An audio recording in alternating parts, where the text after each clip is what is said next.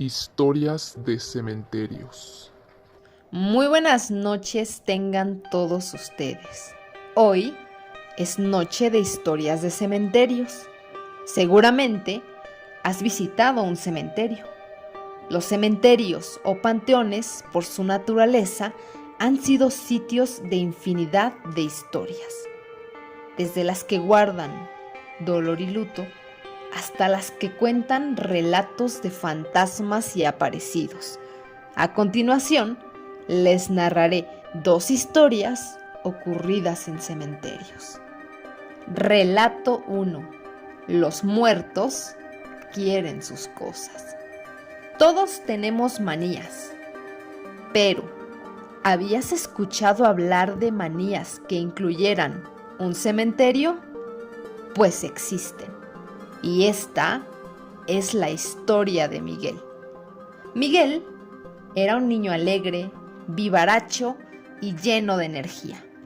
Miguel narra que su madre visitaba el cementerio todos los fines de mes con la intención de limpiar las tumbas en las que descansaban sus padres, quienes habían muerto hacía muchos años, y además rezarles por lo menos una oración para su eterno descanso.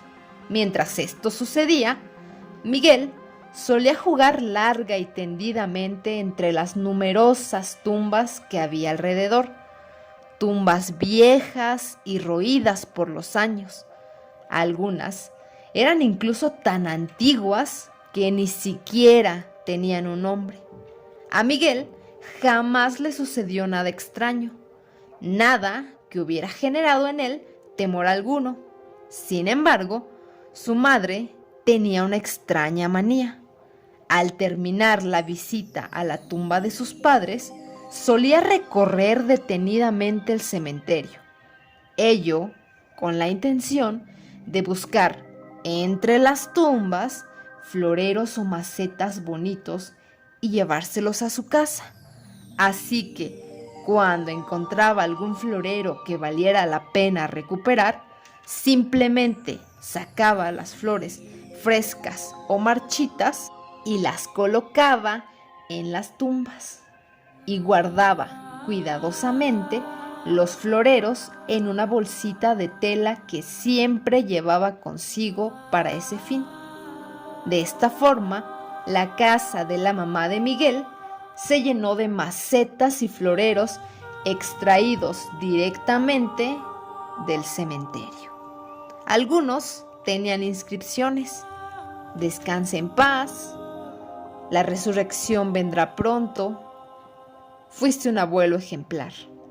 Sin embargo, estas inscripciones no impidieron que la mamá de Miguel cesara en su actividad.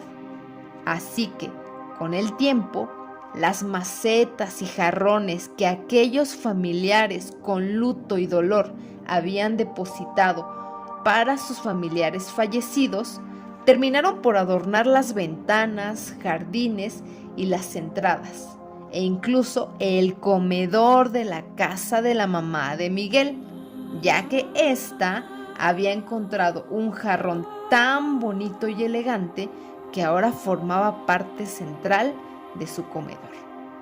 Era un jarrón grande, esbelto, con retoques dorados por aquí y por allá.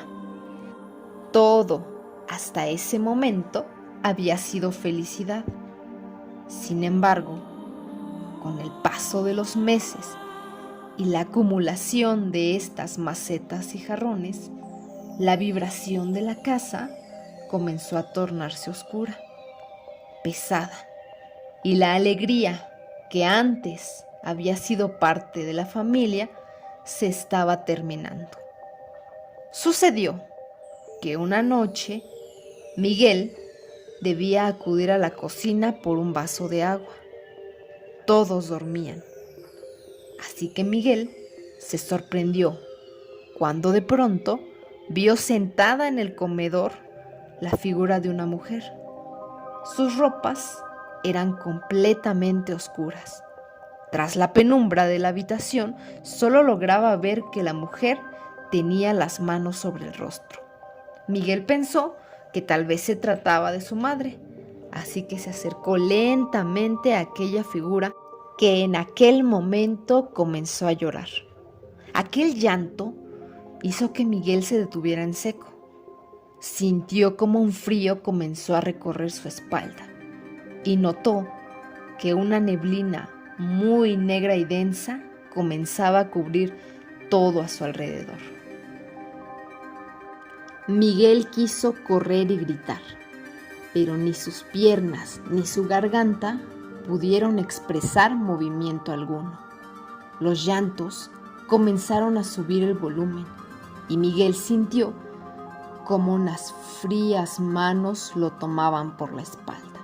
Aquella figura levantó la cabeza y con la poca luz que aún se filtraba por las ventanas, Miguel pudo observar aquel rostro y en él 2 huecos negros y profundos que le observaban inquisitivamente.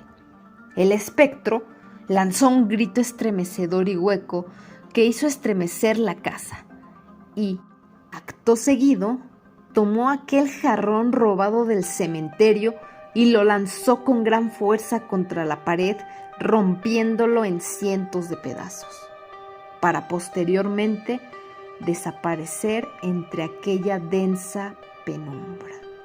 Miguel estuvo varios días en cama. No comió y no habló por varias semanas. Cuando por fin pudo hablar, contó a su madre lo sucedido aquella oscura noche. Su madre, tras enterarse de eso, tiró todos aquellos jarrones y macetas que había robado del cementerio. Nunca más volvió a tomar nada de las tumbas. Entendió que las posesiones de los muertos muchas veces guardan todavía vibras o entes oscuros que reclamarán a aquellos vivos que osen arrebatárselos.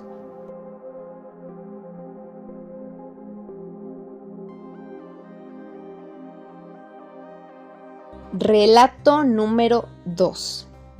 El funeral fantasma. Nos cuenta la señora Aurora que allá por el año de 1957, en un pequeño pueblo del Bajío de México, una fría y ventosa tarde del mes de noviembre, ella y su hermana se encontraban jugando en el patio de su casa. Tenían más o menos 10 o 12 años de edad aproximadamente y eran más o menos las 5 de la tarde, cuando su madre las llama y les ordena que busquen una tina o una cubeta con la intención de que le pusieran agua y colocaran en ella unos ramos de flores que habían comprado con la intención de llevarlos al panteón, dado que el Día de Muertos se acercaba ya, pero como la mamá tenía mucho trabajo, no alcanzaba a ir al panteón, y entonces ordenó a las niñas que dejaran de jugar y se fueran al panteón a dejar aquellas flores, antes de que aquel cerrara sus puertas. El trayecto duró aproximadamente media hora. Iban comentando que en el panteón asustaban y que algunas personas habían visto fantasmas. Para cuando llegaron al panteón, el sol ya estaba bajando y ocultándose, pero aún había bastante claridad. Al interior del panteón todavía había algunas personas, unas por aquí, otras por allá. Y las niñas se encaminaron rápidamente por entre las tumbas para llevar el ramo de flores a la cripta de sus familiares, que por cierto se encontraba hasta el fondo del cementerio. Pusieron sobre las tumbas las hermosas flores amarillas de cempasúchil y prendieron una veladora a aquellos parientes que jamás habían conocido. Ya cuando habían cumplido la labor que la mamá les había encargado y estaban por retirarse, la noche había caído casi por completo. La oscuridad era casi total y una densa niebla cubría el cementerio.